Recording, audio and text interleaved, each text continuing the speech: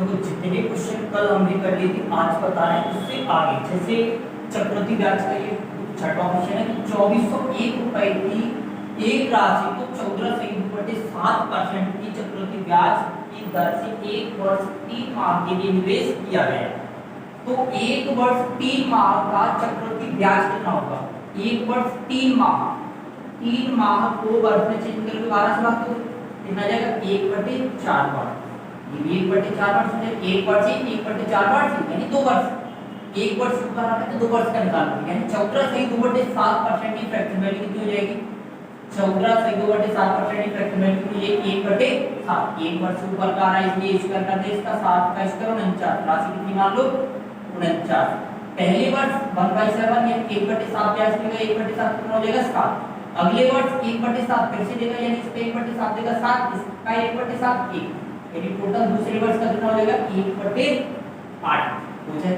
अब क्वेश्चन में क्या बोला है कि 1/4 वर्ष दिया, तो इस वक्त ये तो पूरा साल है नहीं, 1/4 वर्ष है ये, इसका ब्याज कितना लगेगा? 2 यूनिट। 7 यूनिट पहले वर्ष का और जो 3 महीने का ब्याज लग रहा है उसका लगेगा 2 यूनिट। तो टोटल 7 और 2 कितना यूनिट हो जाएगा? 9 यूनिट। 24 यूनिट बराबर दिया 2401 रुपए। 1 यूनिट बराबर कितना आ जाएगा? 49। तो 9 यूनिट बराबर कितना आ जाएगा? 9 × 49 कितना है? 9 × 45 441 कितना आ जाएगा? 441 हो जाएगा। फिर इक्वल चल बता क्वेश्चन नंबर 7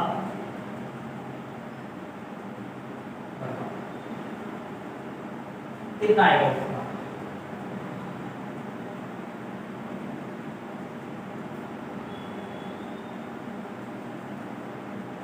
5670 रुपए की एक राशि को 11.1/9% चक्रवृद्धि ब्याज की दर से एक वर्ष 73 दिन के लिए निवेश किया गया। तो एक वर्ष 73 दिन का चक्रवृद्धि ब्याज कितना है? अच्छा 73 दिन को ही वर्ष में चेंज कर लो, साल में कितने दिन होते हैं?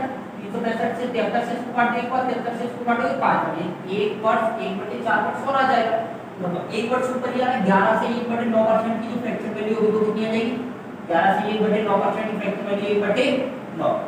एक वर्ष ऊपर का रहा है इसका स्क्वायर कर लो, 9 का स्क्वायर 81। टोटल राशि कितनी मान लो? 81। कितनी मान लो? 81। अब पहले वर्ष 1/9 ब्याज देगा इसका 1/9 कितना हो जाएगा? 9। अगले वर्ष इसका 1/9 यानी 9, इसका 1/9 1 यानी अगले वर्ष अगर पूरा एक साल होगा तो इसका 10 यूनिट ब्याज लगता है नहीं लगता?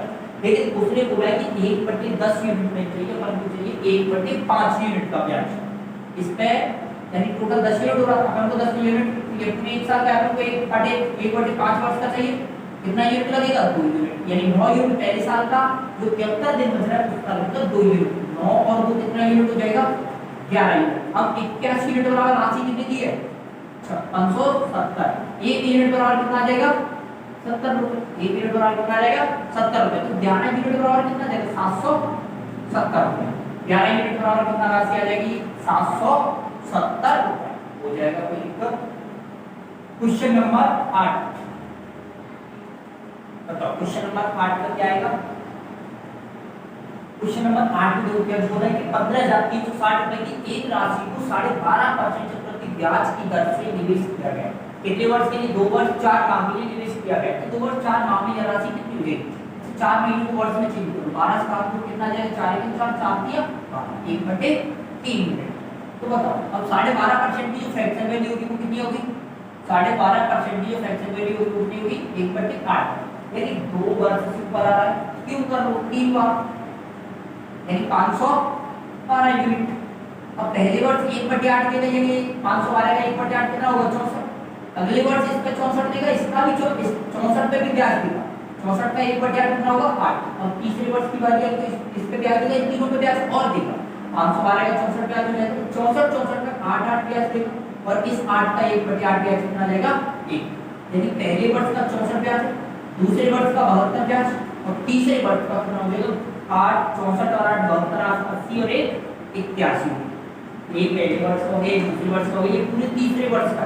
ठीक है, हमें पूरे तीसरे वर्ष का नहीं चाहिए, 1/3 वर्ष का चाहिए। कितना आ जाएगा? ये 27 यूनिट। सबको ऐड कर तो कितना यूनिट हो जाएगा? 64 72 136 136 और 27 कितना हो जाएगा? 163 यूनिट। कितना आ जाएगा? 163 यूनिट। कोई दिक्कत है यहाँ पर? अब बताओ इसमें कि 512 यूनिट बराबर कितना दिया था 15360। तो एक यूनिट बराबर कितना देगा 30 रुपए। एक यूनिट बराबर कितना देगा 30 रुपए। कितने यूनिट बराबर कितना आएगा, इसको 30 से मल्टीप्लाई कर दे, 1 0 3 3 हमको 3 18 3 3 और 1 4। देख 4890 रुपए का ब्याज और देगा या नहीं देगा बताओ। 4890 रुपए का ब्याज ही ब्याज बनेगा और 15360 रुपए की राशि, 15360 रुपए की राशि और 4890 रुपए ब्याज। कितना देगा 15360 ऐड करोगे तो 15419 19 20100 20250। कितना राशि हो जाएगी 20250, यानी 20250। कोई दिक्कत है इसमें? बताओ क्वेश्चन नंबर 9 बताओ। 26,620 रुपए की एक राशि को 9 सही 1/11% चक्रवृद्धि ब्याज की दर से 2 वर्ष 2 माह के लिए निवेश किया गया। तो 2 वर्ष 2 माह के बाद यह राशि कितनी हो जाएगी? 2 वर्ष 2 माह, 2 माह को वर्ष में चेंज करो, 12 से भाग दो यानी 1/6 आ जाएगा। तो 9 सही 1/11% की फ्रैक्शन वैल्यू थी वो कितनी होगी? 9 सही 1/11% की फ्रैक्शन वैल्यू कितनी थी? 1/11। अब 2 वर्ष ऊपर का है तो इसका क्यूब कर लो, यानी 1331 राशि मानो। टोटल राशि कितनी मानो 1331। अब बताओ कि पहले वर्ष 1/11 ब्याज देगा, यानी 1/11 यानी इसका 1/11 कितना होगा 121। अब दूसरे वर्ष की बारी है तो 121 देगा। तीसरे वर्ष अब 121 इस पे 121 का 1/11 और देगा यानी 11 यूनिट। जब तीसरे वर्ष की बात है तो इस पे देगा, इन तीनों को और देगा, इस पे हो जाएगा 121 यूनिट, इस 121 पे कितना हो जाएगा 11 और इस 11 का 1/11 कितना हो जाएगा 1। पहले वर्ष 121, दूसरे वर्ष 132 और तीसरे वर्ष कितना हो जाएगा 11 22 23 144। कितना हो जाएगा 144। अब बताओ कि तीसरा वर्ष पूरा नहीं केवल 2 माह का है, यानी 2 माह यानी 1/6 1/6 निकालोगे 6 निकाले 6 24 यानी 24 यूनिट ब्याज लगेगा अगले वर्ष। बताओ टोटल 3 वर्ष का यानी 2 वर्ष 2 माह का ब्याज कितना हो जाएगा 131 प्लस 132 प्लस 24 कितना हो जाएगा 13 12 25 26 27 277 यूनिट हो जाएगा। बताओ 1331 यूनिट बराबर कितना दिया 26,620। एक यूनिट बराबर कितना आ जाएगा 30 रुपए। मतलब 277 यूनिट बराबर कितना आ जाएगा 27 4 55 540 रुपए। कितना आ जाएगा 540 और 1 जीरो 20 से मल्टीप्लाई करो कितना आएगा 7 दूनी 14 7 दूनी 14 15 दूनी 4 5 5540 रुपए। कितना ब्याज आ जाएगा 5540 रुपए। अब ये बताओ कि 5540 रुपए ये और 26,620 में 26,620 टोटल राशि कितनी हो जाएगी 26 5 की 31 32,100 32,160 कितनी राशि हो जाएगी 32,160 रुपए। कोई दिक्कत है यहाँ? बताओ क्वेश्चन नंबर 10।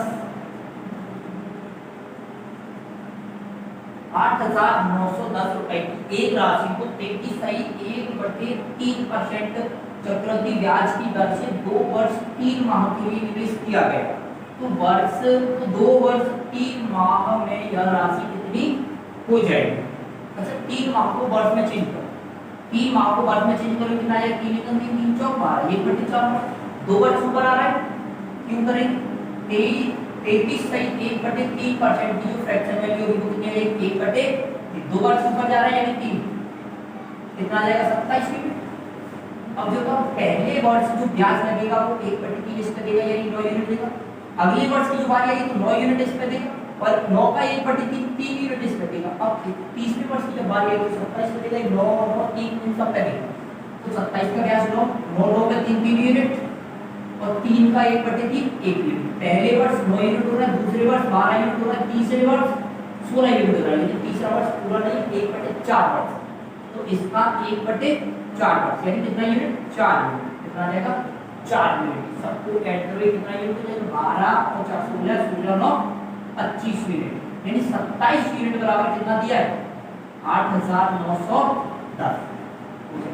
इससे इसको काट लो, इससे इसको काट लो 27 से काटने से क्या 27 से 27 27 दिया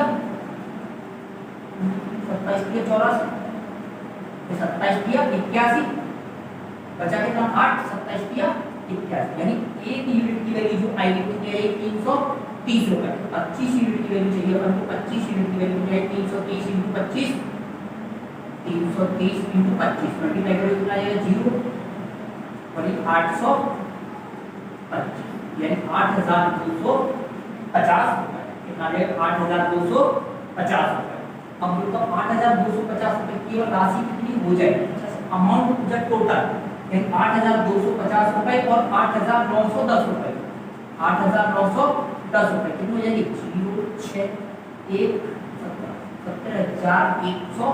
06117 रुपए 8250 कुछ होता उसका केवल ये पूछता कि ब्याज कितना है तब जाके ये होगा बल्कि ब्याज पूछा नहीं उसने पूछे टोटल अमाउंट कितना हो जाएगा दिक्कत इसमें